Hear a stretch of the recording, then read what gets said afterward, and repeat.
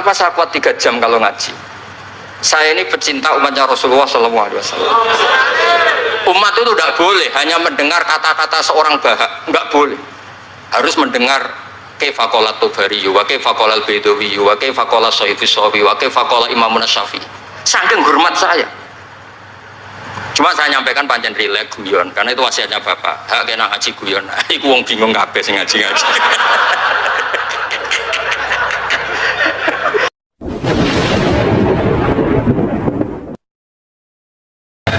Assalamualaikum warahmatullahi wabarakatuh.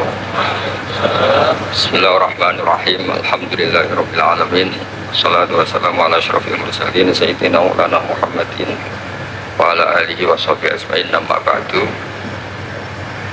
Sederenge kula takdim teng para sing rawuh. Dongaaken Said Muhammad Ikhlas, muridé mau cerita sangu mbek rabi. Wis dongakno Said Muhammad legowo di murid sing cerita rabi mbek sangu mbek nyindir Gus Raub. Ingkang kula hormati wonten Gus Raub, wonten Habib Husain, Habib Syafi Abud, wonten Habib Soleh Al-Kafs, dan ingkang kula hormati. Kula berpikir begini ya. Kula ikrar ya. Kula tak sering bahasa Indonesia mawon. Kula ikrar-ikrarnya yang diceritakan para saksi tadi, murid-murid beliau adalah benar. Sebab itu kula ikut bersaksi yang membela jenengan sehingga menangi Said Muhammad. Ya ora duwe wajah ganteng kok Said Muhammad. Tapi banggalah nanti mau jenengan mlebu swarga dimodifikasi pun ganteng. Oke, wonten cerita ngeten Habib Husain, wonten orang tanya, Gus kenapa Nabi itu kok ganteng, wali kok ganteng? Sing jawab ya lucu. Kok Nabi mesti mlebu swarga, dadi ngrubahi ra akeh-akeh. Dadi mulane sing rapati ganteng kudu ngibadahe sing tenanan, karena mlebono swarga wong ra ganteng butuh ekstra salon malaikat. Niku. Begini Pak Hasan, ini tonggo kula sering ngaji teng Bojonegoro, terus piyambake nggih sakjane ra di rival kalian kula.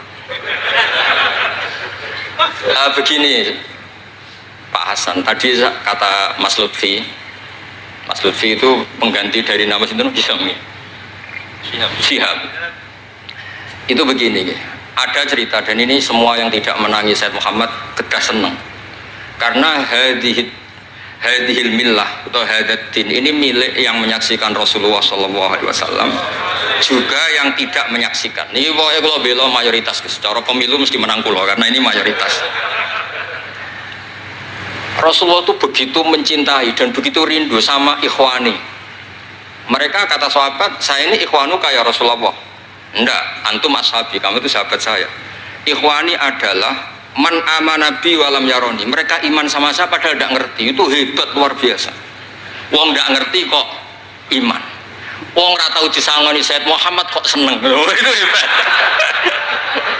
Lah sing biasa disangoni untuk bojo kan seneng wajar. Nggih setuju nggih? Mboten niki kan argumentasi ilmiah. Saya ini lho ini seksine Gus Rob, saya ini diantara muridnya Mbah Mun yang kompetitor ilmiahnya baik, termasuk kategori A. Kategori A. Masalah ilmiah loh, nah, masalah ubudiyah kalau biasa. Tapi biasanya saya itu berkah. Nabi itu nggak pernah negur orang yang ibadahnya biasa-biasa saja. Yang ditegur adalah yang ibadahnya berlebihan, yaitu Abdullah bin Amr bin As. Ngerti sampai? Yang ditegur sama yang nggak ditegur itu baik mana? Yang nggak ditegur. Nabi itu tidak pernah negur orang yang ngimami pakai kulhu, tapi pakai bakoroh ditegur. Soalnya kalau lagi partai kaum duafa nih, kalau suara satu leponati, tapi ini hak. Sehingga dalam banyak cerita dan ini disepakati banyak ulama. Uwais Al-Qarni itu lam yaltaqi Rasulullah SAW walam yarahu. Hampir semua riwayat bilang Uwais Al-Qarni itu tidak melihat Rasulullah. Beliau itu sering nangis karena tetangga-tetangganya sudah sowan Rasulullah dan tentu mereka menjadi sahabat karena sudah sowan Rasulullah. Tapi Uwais Al-Qarni di ibu mokongnya ra karuan. Ditinggal lu ra gelem, mokong cerewet ngamukan. Njuk nglayani Uwais Al-Qarni. Uwais Al-Qarni itu lebih berpegangan konstitusi bahwa birrul walidain terutama ibu itu amru Rasulillah. Ummuka.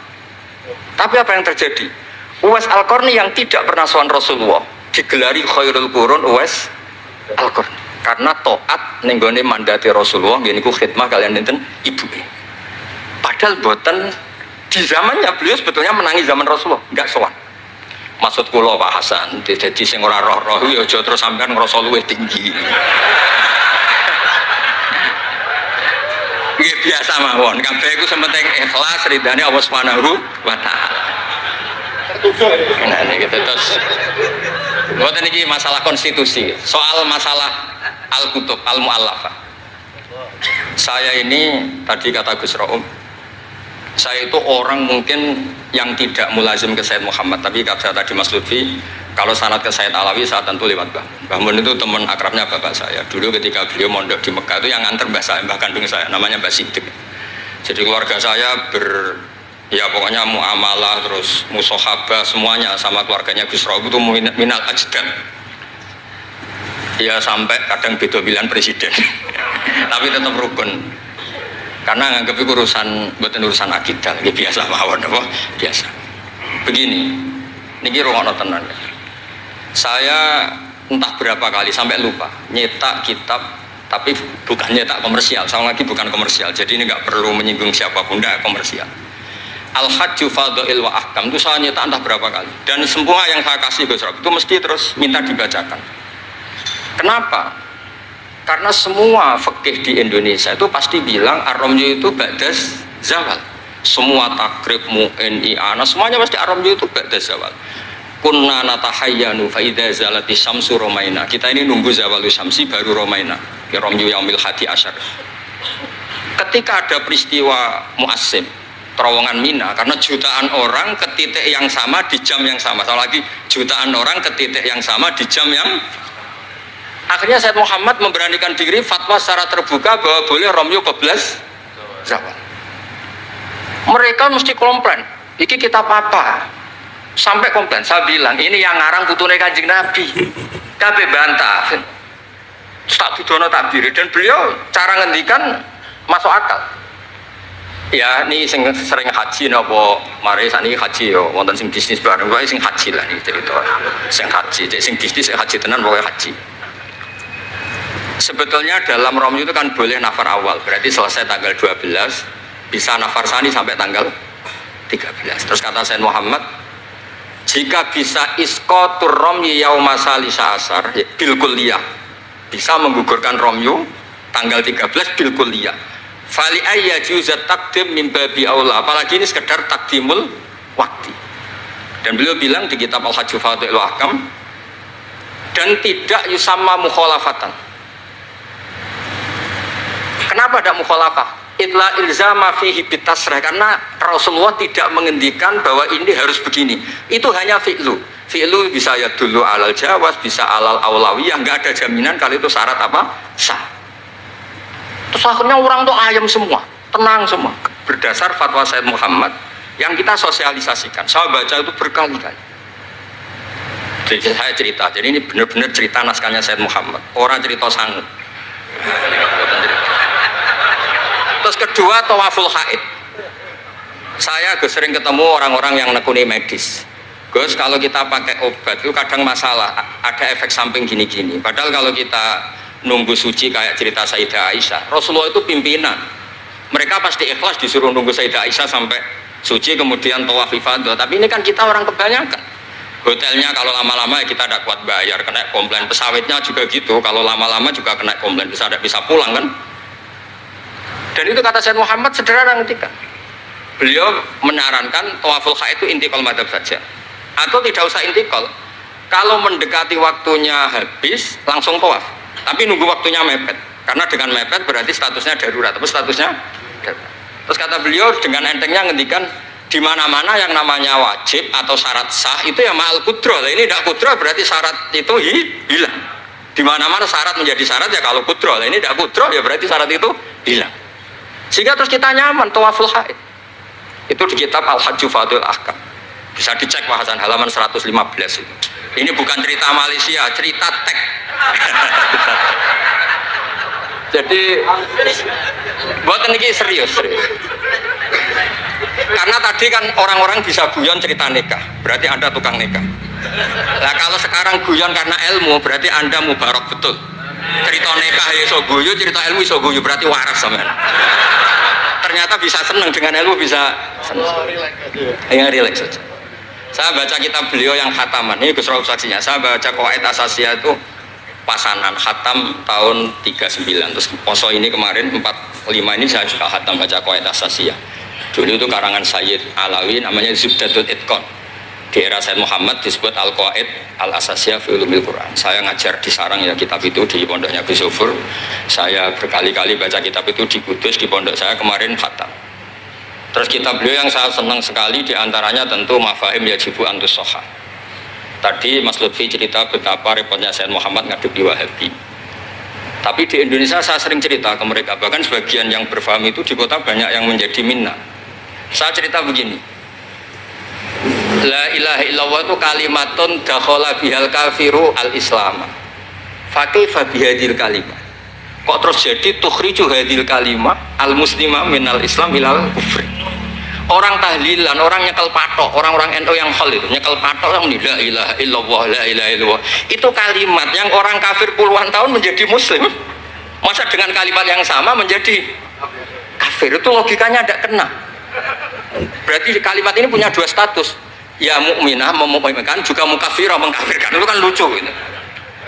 Dan itu mereka terus menerima.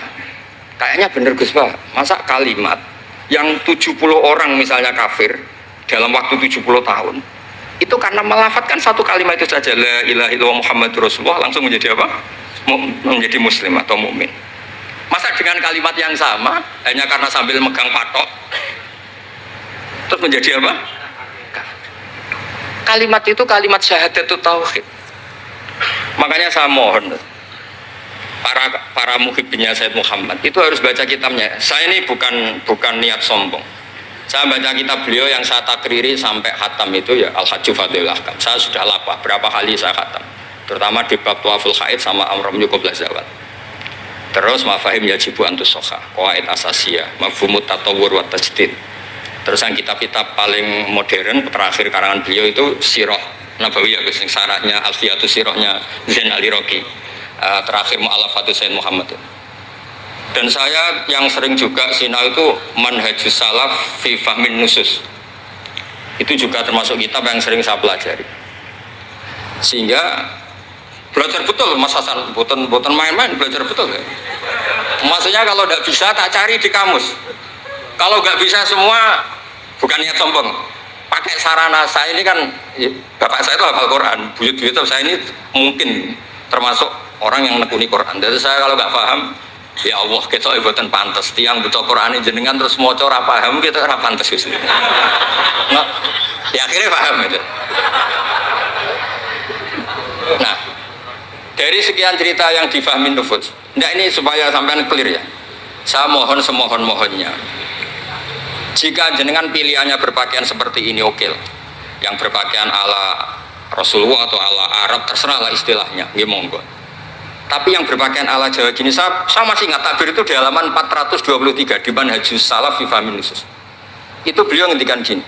Wa kanat sunnatu Rasulillah sallallahu alaihi wasallam annahu yatamu ma yajiduhu fi ardi wa yalbasu ma yajidu wa yarkab ma yajidu mimma abahahu wa famanis ta'mala ma yajiduhu fi ardi fa huwa al-muttabi' lis-sunnah kama annahu hajjal baita min madinati faman hajjal baita min madinati nafsi fa huwa al-muttabi' lis-sunnah wa illam tarkun hadil madinah tilka. Saman cek itu. Insya Allah lafadznya itu persis. Bukan karena saya pintar atau cerdas, memang saya tekuni. Aku raiso seneng terus masang foto itu tidak bisa, saya tidak jenis seperti itu. Terus seneng ngenang di sangon itu, orang iso, saya itu seperti tidak bisa. Tidak bisa, saya tidak jenis itu. Saya itu ya sering dikasih uang Mbah Mun, Gus Rauf saksinya. Tapi ya saya ngenang beliau itu ya kitabnya tak pelajari al-ulama tak baca depan santri saya khatam. Saking senengnya saya Mbah Mun ke Sayyid Muhammad sama beliau punya karangan Maslakut Tanassuk bil ittisalat li Sayyid Muhammad, Maslakut Tanassuk al-Makki fil ittisalat bi Sayyid Muhammad al-Maliki. Saya baca khatam. Saya sampai lupa entah berapa kitabnya Sayyid Muhammad, saya baca khatam dan ada takrirannya. Pentakriran ini penting karena argumentasinya ilmiah. Misalnya begini, kalau orang ke kuburan kemudian agak diluk, dianggap suratus sajidin limakhlukin, suratus sajidin limakhlukin. Maka kata saya Muhammad kadang jawab ya lucu, berarti orang yang koinnya jatuh, koin duit receh. Kalau saya kan mungkin sudah kaya, uang kayak itu ya, koin jatuh tidak ambil, kalau sampai kan masih diambil. Itu kan mesti fisuroti sajid atau fisuroti roke. Lah kalau itu dianggap murtad, semua orang yang ngambil HP-nya jatuh itu semuanya murtad karena ada suratus sujud li makhlukin, apalagi ini makhluknya koin. Nah ini bukan bilang, ini data ya. Maksudnya tak baca di sini karena memang saya profesional. Kalau tapi jangan ngundang saya, yang berang-undang saya Gus Rawi itu pun sekali ini perjanjian. Saya ini punya buyut-buyut Habib Husain Babut. Buyut-buyut saya itu tukang uzlah. Jadi saya termasuk kiai yang nggak suka diundang. Paling saya hanya ke Pasuruan karena Kiai Hamid Pasuruan itu sepupunya mbak saya. Ke Gus Rawi karena putranya guru saya. Pernah diundang Gus Kafabi karena agak-agak dipaksa. Mbah Mun itu ngaji di Pak Karim, berarti jenengan cucu murid sih. Waduh. Kok pakai ancaman ini? Wah ya sudahlah, saya nurut tuh. Saya nurut, tapi saya bilang begini, saya ini punya pondok Quran, sering deres Quran. Tadi kata Gus Rauf sering deres Quran, sering nyemak Quran. Ya monggo kalau berani menanggung hisab itu. Akhirnya terus sekali aja karena resiko juga kan mengganggu orang yang deres itu. Buatan ini buatan ancaman, buatan cerita mawon, buatan saya biasa. Nah ini saya baca beberapa teks yang supaya jenengan ngerti. Ketika saya Muhammad mencintai Imam Malik itu beliau sampai punya karangan Imam Mudairil Hijrah Malik bin Sabri, sekian cerita betapa saya Muhammad itu mencintai Imam Malik. Makanya beliau dengan gelar Al-Maliki. Beliau karuan Al-Hasani tapi beliau menyisipkan gelar apa? Al-Maliki. Kenapa? Saya cerita sekian mazhayanya Imam Malik. Imam Malik itu tidak berpendapat kalau ba'da sholatil asri masuk masjid itu disunatkan sholat, karena bagaimanapun itu waktu ba'dal asri meskipun ada sebab mukorin yaitu masuk masjid. Tapi beliau ada anak kecil, di sini ada takbirnya, ada anak kecil bilang ya syekh kum farkah, kamu ini sudah syekh sudah kiai masuk masjid dan sholat tahiyatul masjid, kum farkah. Beliau tidak debat, langsung sholat. Ketika ditanya innahu laisa bimadzhabi, itu tidak madzhab engkau ya Malik.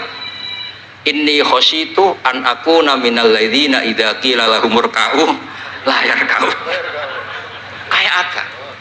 Maksudnya Mas Hasan, kalau senang Imam Malik yang ngarang Imam Malik, kalau senang Sayyid Muhammad ya baca kitabnya. Selain cerita dinikahkan dan cerita dikasih uang. Buat niki ganjarannya kata kula gojlok. Mergi dadi jenengan seneng nyeneng ngomong itu kan ganjaran. Nah sampean takok, lah ono korbane, kalau tadi ya korban berkali-kali kan. Terus ada lagi cerita tentang Imam Malik itu pernah dimintai orang miskin. Saya minta uangnya. Imam Malik jawab, dohirnya itu tidak Islami. Saya tidak punya uang, kapan-kapan saja ke saya. Terus kata orang di dekat Imam Malik, lima adalah takulu kama yakulun nas rozaqallah.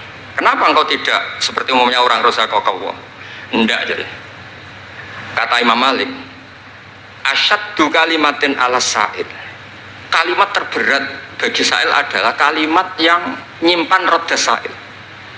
Walau dimna jumlatin, meskipun itu fidinim jumlatin. Terus fa'ana ujillu ismawahi ta'ala an azkurahu liman yakrohu sama'ahu walau dimna jumlatin. Saya ini ingin menyelamatkan nama Allah. Peminta itu paling nggak suka kalau ada kata-kata yang arahnya pokoknya nggak ngasih. Saya ulang lagi, peminta itu paling nggak suka kalau ada kata-kata yang arahnya itu tidak ngasih. Karena peminta ini sudah mangkel, saya menyelamatkan tidak nyebut Allah, nanti Allah jadi korban. Rozakok Allah, itu Allah kapan? Nyatanya sampai sekarang tidak ngasih rezeki, kan Allah bisa jadi korban kan? Makanya beliau nggak mau nyebut Allah. Fa'ana ujillu ismawah, saya menghormati nama Allah, jangan sampai saya sebut di depan orang yang sedang nggak suka. Tadi karena ada jawaban yang yufidu roddah. Kenapa yufidu roddah? Yaitu pokoknya tidak ngasih. Kayak apa orang-orang? Saya ulang lagi ya, jadi ini saya termasuk, insya Allah termasuk kompetitor terbaik, termasuk. Bukan apa ya, karena menurut saya senang orang itu. Saya baca Ikhya itu lupa. khatam berapa kali itu saya takriri pakai naskah Gus Ro punya, naskah maknanya Mbah Zubair saya punya, ngaji Mbah Mun. Kalau nggak bisa masih pakai kitab Ithaf. Kalau naskahnya beda saya cari naskah yang lain. Karena saya senang Ihya, Minhajul Abidin, pokoknya kitab-kitabnya Imam Ghazali. Saya senang kitabnya Mbah Mun, Mbah Zubair, semua. Bukan apa-apa. Takut saya senang ternyata saya yukhalifu madhab. Saya sebagai pembaca maksudnya ya. Korek itu kalau senang ternyata dia yukhalifu madhab karena ada baca. Contoh gampang begini, saya tuh sering ketemu orang-orang khusyuk yang tidak ngaji. Gus itu gimana orang-orang sholat pakai baju merah? Tak tunjukkan di Bukhari, babus sholat fi saubil ahmar. Ada yang protes lagi, gimana Gus itu kiai kok sholat kencing? Berdiri, babul qauli qaiman inda subadati qaumin di Bukhari. Gus, kok ada hadisnya semua? Yang masalah otak kamu kata saya gitu. Lo sampai sholat, sampean kalau sholat kan mikir, ya mikir utang, mikir macam-macam. Itu Imam Bukhari punya bab, babul ifkar, tasirnya apa? Imam Bukhari pakai bab itu babul ifkar di sholat, bab mikir di sholat. Itu dalilnya lucu Bebosen. Kanjeng Nabi itu sholat terus salam ke susu. Ditanya kenapa ke susu? Saya ingat ada dinar di rumah yang belum saya bagi. Berarti ingatnya kan pas sholat. Sampai ya bedanya Nabi ilingnya barang apik sama nuran, tapi kan podo lah dalam bab. Jadi kalau suwon kitab-kitab Sayyid Muhammad yang jadi makhrajan hasanan lihadil ummah itu harus kita bela mati-matian. Misalnya begini, Ataqah Somadiyah, mungkin di Jawa Timur disebut Ataqah Kubra, yang baca kulhu beberapa kali, yang katanya bapaknya terus masuk surga itu kan kalau di kampung saya Gus, kalau ada baca gitu yang selain anaknya tak udah kamu udah usah serius ramlah di bapak, anaknya tenang-tenang. Pernah ada orang ngundang saya, Gus ngocok Ataqah Kubra Gus, anaknya mau nggak mangkon, monggo pinar, saya pulang. Kenapa Gus pulang? Karena anaknya ramoco wong liya bukan moco sembrono ya bener. Sing ana ning hadis awaladin sholihin yatullah, ra ono au kiyayin sholihin yatullah ya bener. Langsung Gus jenengan ngawur ya dalil. Aku ora ngawur pancen aku wong alim, mesti roh tenan. Sing ana ning hadis awaladin sholeh ora au kiyayin soleh. Jadi anak itu penting, malah mau enggak makan atau berokokan. Monggo. Semenjak itu kalau orang undang saya enggak berani kalau enggak khusyuk moco. Takut saya pulang. Lah misalnya yang undang bagakno nyangoni saya, sugih saya. Kan mboten ngefek no, teror itu mboten ngefek. Jadi ini penting, meskipun guyon, ilmu itu didudukkan. Sayyid Muhammad ngendikan hadis-hadis tentang jumlah kul huwallahu ahad semuanya itu dhaif. Saya pernah ngaji itu di Kudus cerita gini, alhamdulillah kok dhaif. Hadis tentang jumlah la ilaha illallah yang banyak alhamdulillah juga dhaif. Karena kalau itu syarat sahnya harus banyak, berarti begini, mangqala la ilaha illallah mi'ata marrah lagi dakhalal jannah. Berhubung enggak ada jumlah mi'ata marrah, satu pun sudah dakhalal jannah. Kul huwallahu ahad juga sama, di riwayat Bukhari jelas. Ada orang kalau imami baca kulhu ditanya, kenapa engkau baca kulhu? Li'annaha sifatur rahman, fa'ana uhibbu an aqra'a biha. Kata Nabi apa? Jibril datang, akhbir ya Muhammad, annallaha yuhibbu bihubbihi qul huwallahu ahad. Dan semua riwayat kadang hanya bilang hubbuka iyyaha adkhalakal jannah. Dan enggak ada riwayat hubbuka iyyaha wa qira'atuka alfa marra wa alfa marra lagi dakhalal. Kalau ada riwayat itu innalillahi wa inna ilaihi raji'un, kita punya masalah besar karena kita nggak kuat baca lama-lama itu udah kuat. Artinya gini, kita harus menjadikan kitabnya Sayyid Muhammad ketika menvonis hadis-hadis yang jumlahnya besar tadi. La ilaha illallah. Soal kamu lakukan tetap baik, kita sepakat itu baik. Tapi jangan jadi aturan hukum. Saya ulang lagi, baca banyak tentu tetap baik, tapi jangan menjadi aturan. Kalau jadi aturan hukum berarti gini. Dakhalal kafiru fil Islam in qara'a la ilaha illallah alfa marrah mi'ata marrah. Itu yang mengislamkan di masjid capek itu. Karena nunggu alfa marrah. Jadi saya mohon karena agama ini yuridu wa bikumul yusra, agama ini Allah inginnya itu mudah. Bu istu bil hanifiyatis sama semuanya itu mudah. Tapi jangan tahawun. Jadi kalau suwon tadi alhamdulillah sudah diduga saya 20 menit karena memang saya ini tidak bisa pidato. Saya kalau ngaji di rumah ini Gus Rob saksinya. Saya ngaji biasa 4 jam, 3 jam biasa ngaji. Ngaji ada kitabnya saya baca Jalalain, pikirnya ada Sofi, ada Futuhat Ilahiyah, kadang ada Tobari, itu kuat. Kenapa saya kuat 3 jam kalau ngaji? Saya ini pecinta umatnya Rasulullah Sallallahu Alaihi Wasallam. Umat itu tidak boleh hanya mendengar kata-kata seorang bahak, nggak boleh. Harus mendengar kaifa qala Tubari, wa kaifa qala Al-Baidawi, wa kaifa qala Shaykhus Shawi, wa kaifa qala Imam Syafi'i. Saking hormat saya. Cuma saya nyampaikan pancen rileks guyon, karena itu wasiatnya Bapak. Hak kena ngaji guyon. Iku wong bingung kabeh sing ngaji-ngaji. Jadi, ya ngoten mawon. Assalamualaikum warahmatullahi wabarakatuh.